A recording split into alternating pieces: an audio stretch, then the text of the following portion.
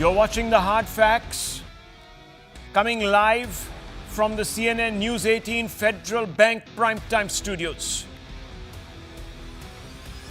Viewers, earlier today, the Prime Minister told Network 18 that the NDA at the halfway mark of this election is well and truly on track to capture more than 400 seats. That interview coincides, of course, with a massive roadshow that you're seeing on your screens through the streets of Varanasi in advance of the Prime Minister filing his nomination tomorrow from this constituency a third time.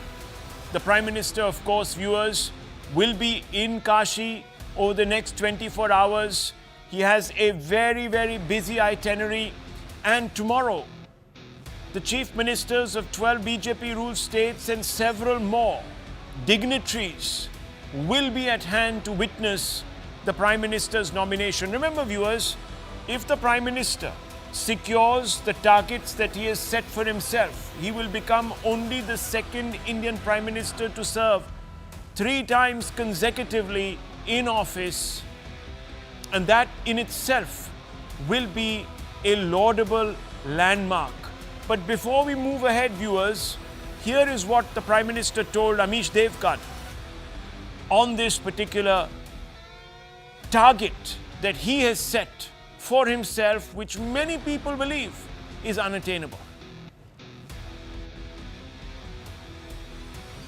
विपक्ष कह रहा है कि 400 पार की पहले मोदी जी बात कर रहे थे, अब नहीं कर रहे हैं।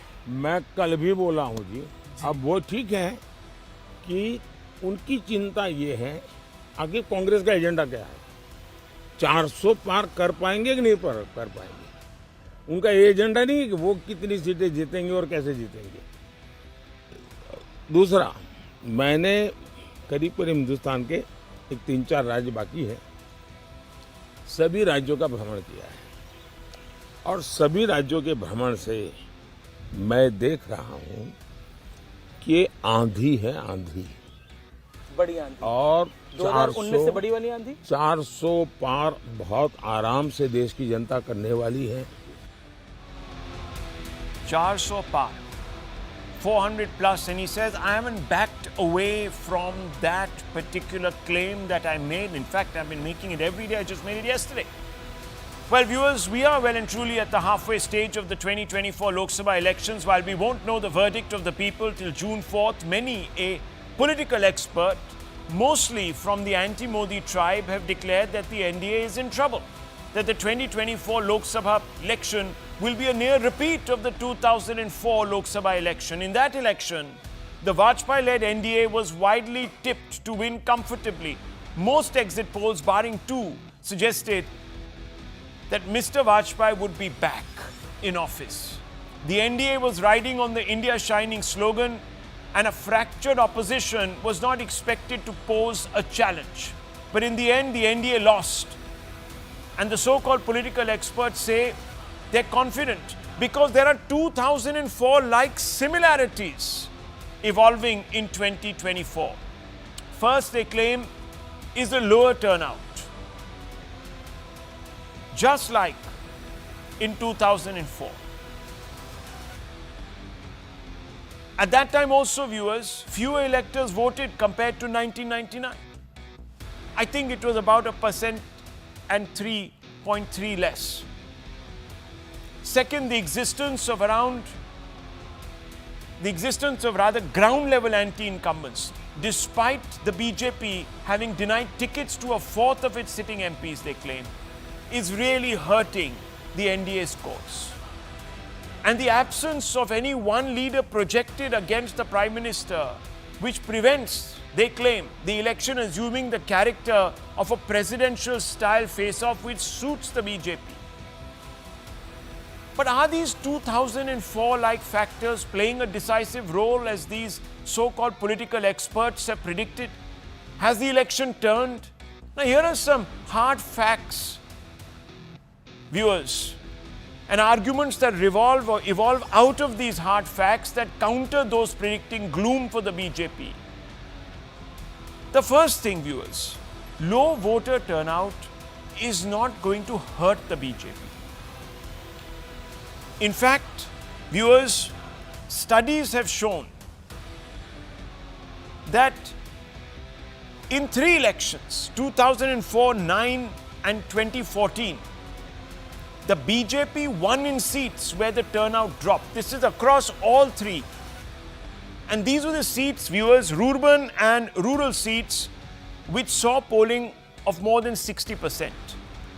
The reason that benchmark was taken by two well-known psephologists, Dr. Pranoy Roy and Dorab Supariwala, was because they suggested that a contest was actually taking place, that both sides had been able to bring out their supporters, though not in the numbers of the previous elections. So, viewers, the detailed study concluded that the reason the BJP did well consistently in these constituencies where the turnout had dropped was because, unlike other parties, the BJP has a strong cadre-level organization of booth workers and panna pramukhs that are experts in getting the core vote out. In a low turnout scenario, the BJP's strong booth-level ground game will ensure that all,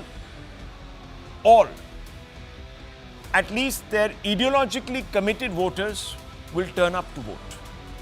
The same can't be said about the opposition in 2024, viewers, particularly the Congress, because it has witnessed considerable booth-level atrophy. Now, there are a variety of reasons for this, and we're not going to get into those.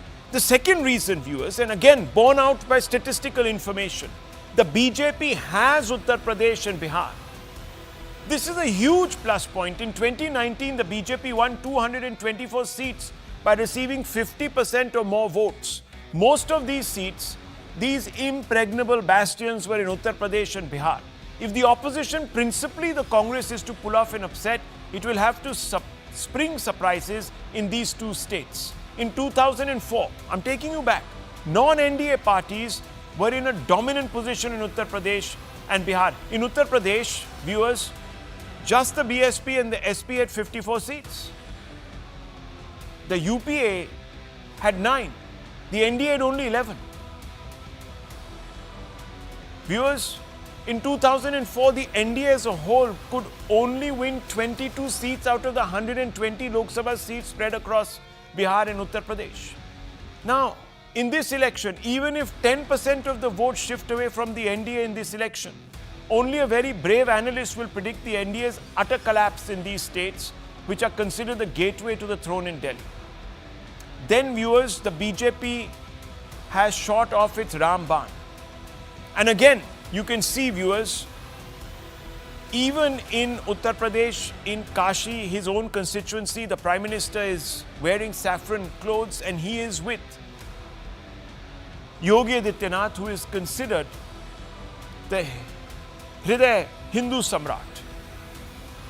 Now, the NDA's dominance in the north, where it backed 210 out of the 244 seats, is all but ensured.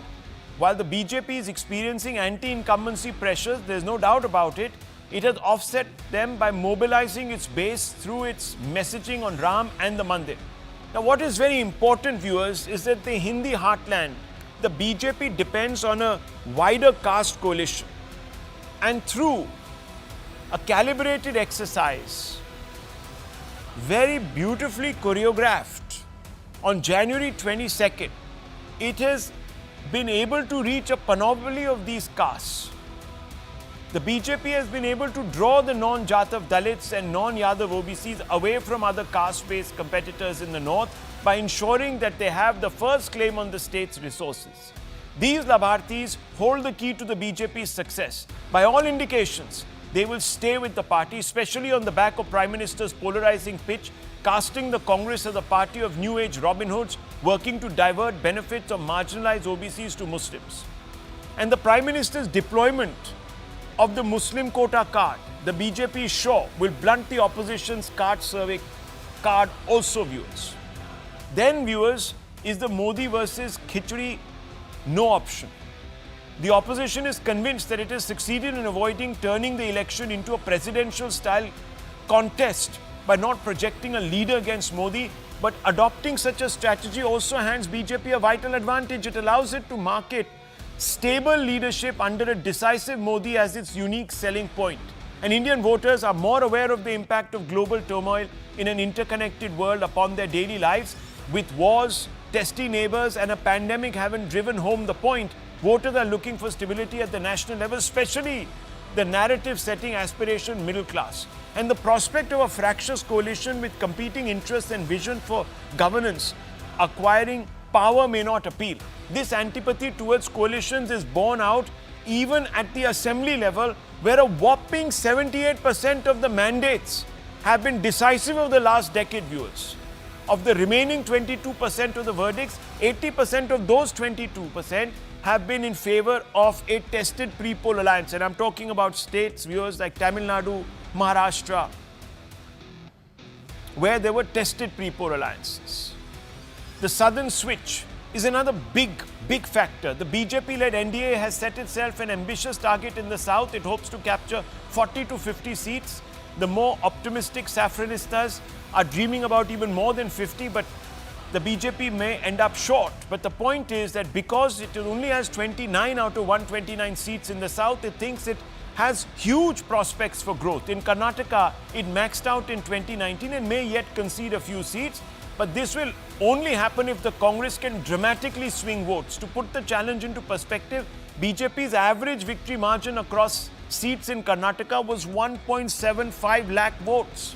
Dramatic swings are rare, but they do happen. In 2019, for instance, the BJP's vote share in Bengal went up to 40% from a mere 17% in 2014. But 2019, viewers, was categorized as a Modi wave election. There may not be a Modi wave in 2024, but there certainly isn't a discernible anti-Modi wave either in 2024. Modi remains very popular, and you cannot actually quantify that popularity. Losses in Karnataka may be offset in Telangana, where if even 10% of the 40% BRS voters were to shift to the BJP, the party would bag 5 seats. In Andhra, the NDA is a 3-party bloc, which is expected to give Jagan Reddy-led YSRCP a run for its money. Here, the Congress is a non-starter. So the NDA hopes to be the beneficiary of any anti-incumbency. Incidentally, assembly polls are also being simultaneously held in Andhra Pradesh, and assembly poll results are known to mirror the Lok Sabha outcomes here in this state. Skeptics will also note that the UPA was able to sustain itself because of its tremendous showing in unified Andhra. In 2004, it had 29 seats, and its ally, the Communist Party's 2 out of the total 40 seats in the erstwhile unified Andhra Pradesh. Unfortunately, the India bloc is nowhere near their viewers in Andhra Pradesh. So Andhra is not with them, UP is not with them, Bihar is not with them, the North is not with them. It's a problem. And therefore, viewers, these predictions are not tenable. And I want to open it up. Let's ask some of our experts and guests this evening. And I want to first begin with Sanjay Jha, who has made some predictions. I don't know where those predictions come from, except that he says there will be a 15%, I think, if I'm not mistaken. I read the headline. Drop in the NDA vote share, Sanjay Jha. Can you elaborate on this, please? Hi, good evening, Rahul. My assumption, and this is not based on just sitting as an armchair critique of the BJP, but, having had conversations with people across the country and also looking at some of the data that has emerged in the first 3 phases of the election, the 4th is coming out today, is largely based on the fact that, the Pulwama factor that probably gave the BJP around 3.5 to 4% vote share in the last election will probably stand obliterated. Point number 1. Point number 2, I think this election is not about a personality, as somebody joked. There is no wave barring the heat wave. And as a result of this being an election without any triggering factor, the bread and butter issues have become very critical. So if there has been a diminution of voter turnout, and the assumption has always been, and it's a fair assumption to make, that the BJP has very passionate, devout cadres who come out despite, whatever the heat waves of the world. The impact may be felt all across the political spectrum, but disproportionately more on the BJP. That's the second point. The third point, because if you go back to 2014, it was a pretty big vote share of 31%, significant, and it got them to 282 Lok Sabha seats. So logically, even today, the BJP and its supporters can say that even if our vote shares come down from 37.8% of 2019 and it comes down to even 31, we are good enough to make it to the halfway mark. My logic has been there is a difference between 2014 and 2024. In 2014, the BJP was up against a fragmented opposition. In this election, there is no anti-Congress or a pro-Modi wave, and the opposition is united. In which case, even a BJP with 30% vote share is going to find its ability to convert votes very difficult. Now, I also feel that the BJP vote shares will be high compared to even 2014 because they may get a lot of votes in the south where they have campaigned extensively. But those vote shares may be deceptive because it may not translate into votes for them in either Tamil Nadu or Kerala or, for that matter, even in Andhra and Telangana. So my larger summation is that this election may see the BJP getting vote shares around 30, but if they got 282 seats in 2014, that may not hold. That may actually come down closer to 215, 220, because the opposition has got a greater tailwind. Bread and butter issues, not Hindutva or nationalism, is the mainstream conversation. And Mr. Modi and the BJP are facing a high degree of anti-incumbency. Okay, viewers, now just very quickly, just to sum up, Mr. Sanjay Jha said that Pulwama factor probably got 4% of the vote share. Now, he said that he has spoken to other people in the know. He's not an armchair critic. I hope you didn't speak to other armchair critics, but I don't know where we've got this 4% Pulwama vote share impact from. I don't know how that we have even come to mathematically compute the impact of Pulwama. So viewers, we set that aside for 30 seconds. He said there's no personality, there's no triggering factor. Modi is the triggering factor, viewers. Either you're with him or you're against him. He is, without doubt, the massive obelisk that stands between the opposition and New Delhi, the PM's chair. You can't ignore Modi. But then he's the BJP. He is the BJP's number one card. Else in the BJP. And being the BJP's tried and tested number one card, not in one election, not in two elections, but in 48 elections, viewers, over 10 years. You can't dismiss his impact. Okay. And viewers, his impact, there is data to show how the BJP actually benefits when he's on the ticket. Actual data. So you can't discount that either. And there is no anti-Modi wave. Maybe there is no great pro-Modi wave, but there is no anti-Modi wave. Even those horrible hashtags that used to be floated every time the Prime Minister went to Tamil Nadu have disappeared. And then, of course, viewers, is this whole thing about 31%, 282, but this time 30%. Why? Because of the united opposition. So united that Adhir Ranjan Chaudhary today was running around his constituency, Behrampur, with toilet paper, viewers. You know why? Because he was wiping the sweat off his brow. Who put that sweat there? The TMC. And you have to ask yourself, in Kerala, in Tamil, in Bengal,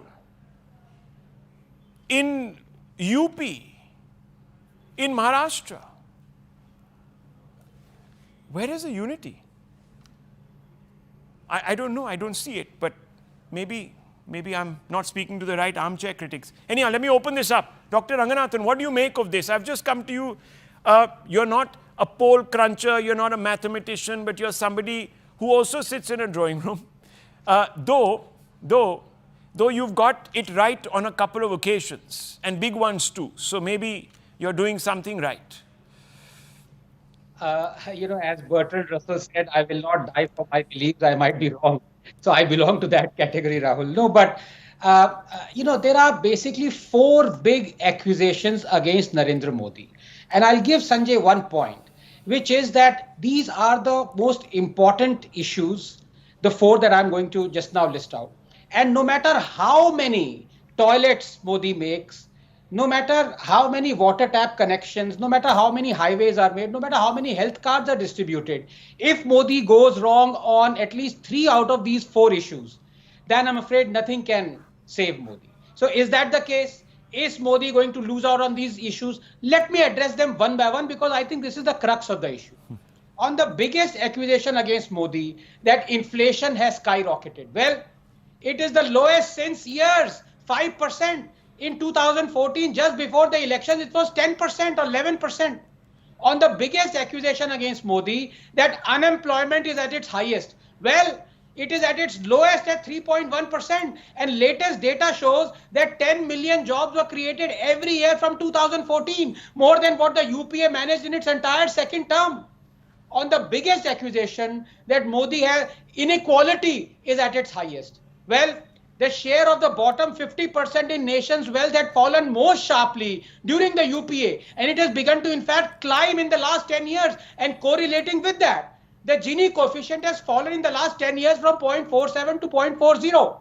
Finally, on the biggest accusation against Modi, that is anti-minority. Well, minorities before 2014, 20,000 skill trained, 5% with government jobs, 3 crore scholarships, 70% girls school dropout rate. Minorities after 2014, 2 million skill trained, 10% with government jobs, 5 crore scholarships, free UPSC coaching, 30% girls school dropout rate. In fact, Modi has given scholarships to more Muslims than Manmohan Singh did. Has Modi reduced AMU funding? No, in fact, he has increased it, including a 90 crore topping up, while our Muslim population is only 14.2%. As many as 31.3% of homes under Awas Yojana, 33% of funds under Kisan Samman Nidhi, 36% beneficiary under Mudra Yojana have been Muslims.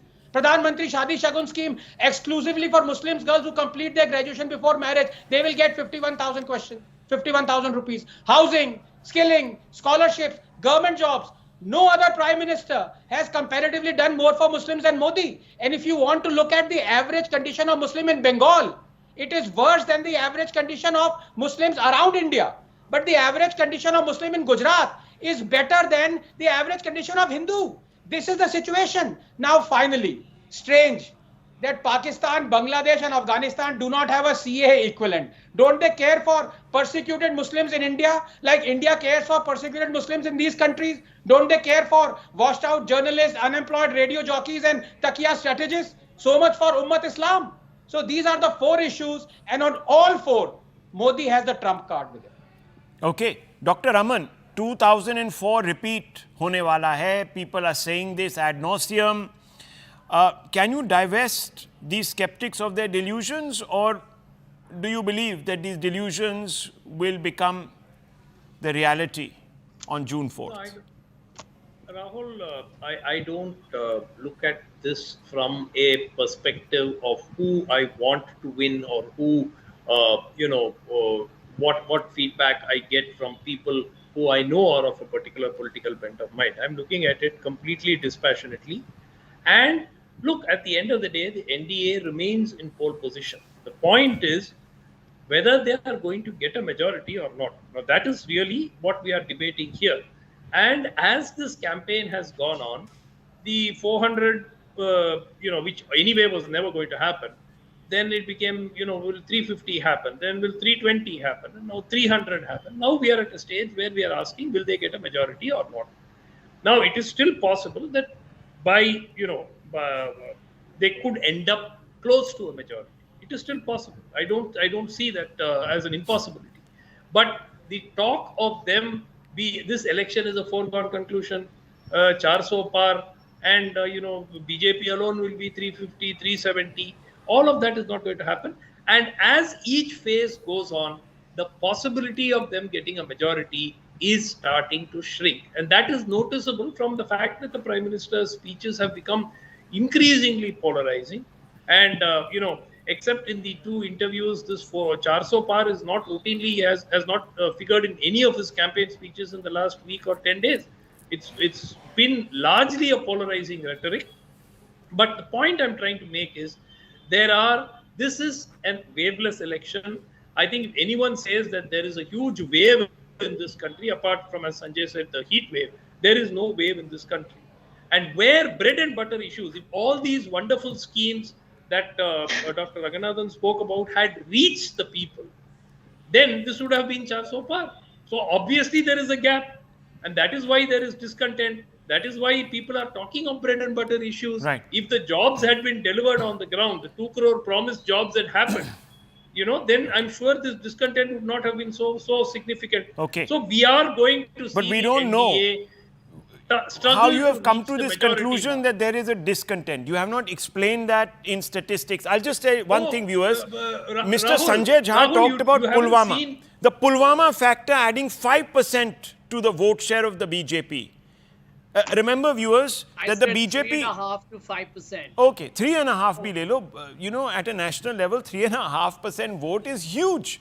Okay, so nonetheless, but guess what, viewers? Even at the height of Pulwama, even at the height of Mr. Modi's wave in 2019, the BJP goes up from 282 to 303. That's all. So I don't know what we are talking about. When there was a wave, BJP goes from 282 to 303. When there is no wave, it goes down under 272. ये कैसे हो सकता है? Bhanu Chandra, let me bring you in. I don't understand how this can happen, Mr. Nagarajan. No one is telling me who is gaining. You have done a lot of maths. You put out that maths. Look, if the BJP is shrinking, it's going to get no more than 250. Who's getting the other seats? Where is the Congress gaining? Maybe Mr. Shekhar Iyer also can have a stab at that question. But Bhanu Chandra, Nagarajan, go ahead. See, Indian elections are like a soap opera or a Netflix series. They are long and full of drama. So we read between lines, we look at subplots, we get carried away by what side characters say, while the hero just goes through the vicissitudes of the drama, right? So our elections are exactly like that. You have to take a macro level look as well as a disaggregated level. So when a voter goes to the polling booth, she still faces the same choices that she had like a few weeks ago. She has a prime minister who's a very strong leader. He has delivered on schemes, both at the micro and the macro level. At the micro level, he has delivered on Labharthi promises. On the macro level, he has tackled civilizational issues, Ram Mandir, 370, so on and so forth. On the other hand, you have the opposition, which has failed on the troika of what a political party should do. Take organization. It doesn't have cadre to get out the votes. It has a leader who is bungling on issues. The less said, the better. They started off okay, right, and now they are into redistribution and so on and so forth, right? So I think a lot of us are reading too much into the low voter turnout. Yeah, I mean, it is something that we need to analyze post the elections. But nobody is going out in droves and voting for the Congress. When Mr. Sanjay Jha says 220, who is going to get the votes or to get the number of seats that the BJP is losing? So I think in statistics, there is this concept of regression to the mean, right? The curve goes up and down, but ultimately it follows the trend. That is exactly what is happening here. I have actually traveled, as you know, Rahul, till Nagaland and come back. The people have made up their minds much before this election. Yeah, the lower turnout is something that we need to look at post the elections. But I think it's still advantage BJP. They will definitely surpass what they scored in 2019. Okay, viewers, I've just done a quick, Shekhar Iyer, please have a stab at this. Who's gaining? Fine, BJP is getting thammed. Who is gaining? Please explain to me. Well, actually, there is a scare among voters when they think of the opposition. I mean, apart from analysts who feel that Modi should, I mean, of course, they try to mask their wishful thinking with some kind of analysis, figures and all that. But actually, there is a fear. The fear of return to that old era. People keep asking. I mean, those people are not some great analysts. Those people realize that Modi is sincere in his attempt to sort out the problems and things have been more messier than earlier thought. And that faith has not come down. And also the fact, who would you want as Prime Minister among the opposition? Do they trust Rahul Gandhi? Not at all. Do they trust Akhilesh Yadav? Not at all. Do they trust Tejasvi Yadav? I mean, at a national level? Not at all. Or would they trust M.K. Stalin? Not at all. That's the problem. Because opposition and all this talk of unity, you are right, Rahul, where is the unity? There is no unity. And the organization mess faced by Samajwadi Party in Uttar Pradesh, faced by Congress in several states, is seen to be believed. Even at a state like Orissa, where Naveen Patnaik has been around for more than, since 2000, what is the state of affairs of the Congress? Has Congress set right Orissa, where 21 Lok Sabha seats are there? And this time BJP is putting up a good fight. See, the problem is, the advantage that the opposition has gained is in the last few days is over the social media. And this attempt to say that things have gone wrong, first round gone, second round gone, third round gone. It is that which is keeping this, the buzz around. Otherwise, on the ground, I don't think anything has changed right from the beginning. Yes, there are problems. BJP has a lot of anti-incumbency problems in selection of candidates per se also. But when it comes to the final question, whether it is Modi or no Modi, I think people still feel Modi is a safer bet. There is no doubt about it. And and as for PM not saying 400 par, even in your interview to News 18 today, he has mentioned that I said it yesterday. I keep saying it. I said at his campaign meetings. I said specifically He's saying it, at sir. his Even campaign He yesterday himself said. He said it himself yesterday that I also. said it. Sorry, He said it there was an yesterday also. entire week where he Sir, did not the speak the about No, he has podcaster been that you saying listen it. to is not picking it up, but it's all over the place. I'll send you his bite from yesterday where he said 400 plus. Not bite, sir. I'm talking about campaign speech. I'm I'm not telling talking you, about sir, the interview. campaign I speech agree only. with that. Campaign speeches. He has been saying Campaign Not it. speech. yesterday. He has been saying The it. last I'll send 1 it to you. week before I'll send it to yesterday, you. You didn't listen to what I said. Okay, sir. I Okay. said there was a 1 week period when he did not speak about it. Oh, and in he 1 started week he speaking forgot about about. it only Oh, I see. yesterday. Okay, but then he came back to it That with is a what I said. vengeance. Okay, let's see. In 1 week, okay, anyhow, Dr. Ranganathan, yeah, you're raising your hand, and I just want to quickly, viewers, run you through a Congress potential numbers scenario. Yes, Doctor. I don't want to repeat myself, Rahul, but the so-called bread and butter issues that decide one way or the other the way the elections go are mehengai, which is inflation, and berozgari, which is unemployment. Now, I want the other panelists to dispute the figures that are out in the public domain. Very recently, just Professor Bhalla and Karan Bhasin, brilliant economists, have proved that from 2014 to 2022, 85 million jobs were created. And only 27 million jobs were created during the UPA from 2004 to 2014. Do they dispute this data? Do they dispute that CPI inflation is now 4.83%? You can't, either you dispute the data or you say, like, for example, parroting that democracy is dead in Bengal, but Modi is destroying democracy in the rest of India, where, good friends like Dr. Raman will keep quiet when overnight YouTubers are arrested by Tamil Nadu police for just conducting a controversial interview. Then he will be absolutely silent. But when it comes to Modi, he will say democracy is being murdered. Please read. It's on the website. I've written for the South group about it. It's on the website. Okay, You can wonderful. see what my opinion is on it. Is democracy in danger in Tamil Nadu? Dr. Raman, is democracy in danger in Tamil Nadu? Democracy is in danger in multiple states, including in opposition ruled states. Okay. Please, let's not even Okay. debate that. Okay, But okay. that does not justify what is happening. No, at the nothing center. justifies I'm sorry. anything. 1 second. You see, Dr. Ranganathan, you're a very, very earnest man. You said, what are these bread and butter issues? Yeah, Modi has failed. He hasn't got the bread and butter. 32 crores he doesn't have in his safe deposit or under a mattress or in his domestic help's home. This is the bread and butter he doesn't have. He doesn't have 330 crores stuffed under a mattress in one of his MLA's homes in Jharkhand. This bread and butter, he's failed. This is what it is, Dr. Ranganathan. Sorry, I'm being a bit facetious, but let me just get back to the point. Bhanu Chandan and Dr. Raman, let's go over these numbers for the Congress. Someone has to gain, right? So let's look at Uttar Pradesh. The Congress best case scenario, 2 seats in Uttar Pradesh. Bihar, 1 seat. Okay, and let them take that great old seat where the Muslims are in 72% of this thing. Let them take it. Kishangarh. Then you have Punjab, 3 seats. I think I'm being generous here because the AAP says we're getting all of them. So 3 seats taken. Rajasthan, 3 seats. Madhya Pradesh, I'm not sure because they didn't even go and campaign for in Chhindwara, which is, of course, Kamal Nath's son. So willy-nilly, I'll give them another seat. Chhattisgarh 0, Jharkhand 1, which they already have. Bengal 1, Adhir Ranjan Chaudhary, because Mamta says you don't deserve anything, you're a loser party, I don't even want to ally with you because I will lose.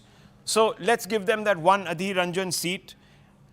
Odisha 3, which is a huge upside for them, which means that they're not going to lose anymore. They'll get Assam 0, Gujarat 0. I hope you don't disagree. Karnataka 10. Give them 10 seats in Karnataka. Fair enough. Tamil Nadu 7. Kerala all 16 that they won last time. Maharashtra 5. Telangana 10. Let's give them the topmost number in Telangana. Let's say the BRS is completely vanquished, disappears, gets 2 seats.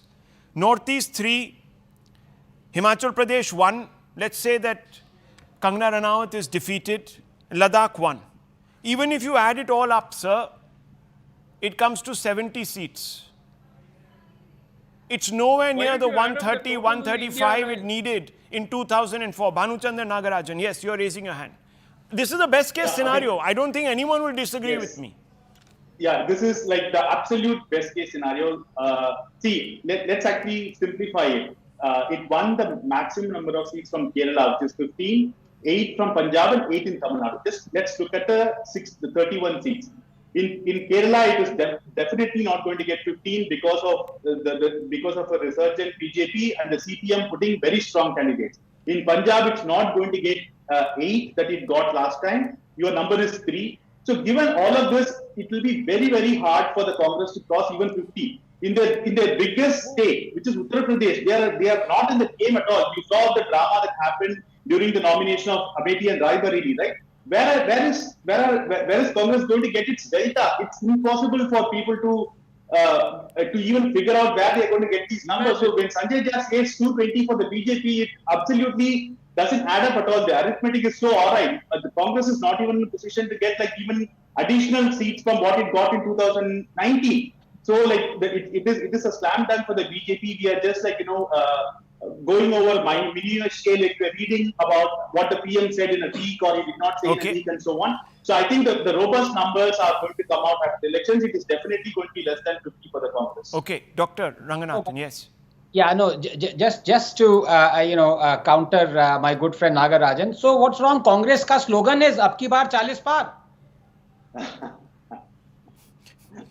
Okay, well, look, viewers, Sanjay Jha, look, I've at least read out some numbers. I mean, would you say that I'm being uncharitable? 10 seats I have given them in Karnataka. I'm sure that even exceeds the expectations of the Congress there, unless you believe that all 25 will go to the Congress. I don't know. Rahul, you're a very charitable guy. You just gave the Congress 10 seats. I mean, I got to admit, you are one of the most large-hearted television anchors I've seen. Yeah. But, unfortunately, I will tend to tell you that people like us who are on the panel, we have our own political investments. I can make out very clearly which individual panelist is on which side, and we have our fundamental right to bat for the side. There's nothing wrong with it. All I'm going to tell you is that on June 4th, you're going to head for a spectacular surprise. Okay. And one of the reasons behind that is going to be the farmers. Please don't ignore them. They're almost 70% of India. Unemployed youth, pretty much the largest chunk of India's demographic dividend. Poverty, which has risen alarmingly, even if some people here will quote data of Niti Aayog. And more importantly, women who have been so disadvantaged and disempowered under Mr. Modi's government. If anybody here is being so cocky or arrogant to believe that these people don't matter, that the urban elite ordering avocado on toast and on Swiggy and Zomato will determine this election, or 140 billionaires will decide the election, to them I'll say good luck. That's all. Okay, viewers, look, just 4 months, 5 months ago, we had a set of elections in the Hindi heartland. The same points were made, down to a T. Nothing changed, viewers. And in fact, it was just a month and a half, 2 months after the India Alliance was birthed, the great experiment in unification. And just about 6 months before, the Karnataka election had happened where Rahul Gandhi single-handedly marched his party back into power. And you saw the result. Same issues, viewers, even the caste census was an issue back then. And we are talking about tribal states like Chhattisgarh. We're talking about Rajasthan, again, tribal Dalit states. We're talking about Madhya Pradesh, where it was supposed to be an absolute evisceration. Mr. Kamalnath himself told me that I am sitting, and he showed me a large number of opinion polls, constituency, ward, down to village level, where the Congress was sweeping, and look what happened. Viewers, so look, elections are a complex matter. I'm not saying that we should take anyone for granted. I'm just saying, fine, you have an ideological position against Modi, but explain to us, give us the facts as to why you believe. Don't just tell us it is happening because, we are getting this sense. हवा नहीं चल रही, हवा चल रही, हमने window खोला, नहीं खोला, typhoon आ रहा है, नहीं आ रहा. Give me data. At least I've given some data, viewers. I've tried here. I gave a whole lengthy explanation as I began as to why one believes that 2004 is certainly not 2024. Anyhow, viewers, we will continue to have these conversations. I don't want to obviously go into predicting an election because that will fall ultra-virus of the election code. But, viewers, there were certain details. That's the Prime Minister, of course. He's heading to the Ghats. In just a short while will be the Ganga Aarti. We're also being told that at around 9 o'clock he will take a dip in the holy Ganges. But, viewers,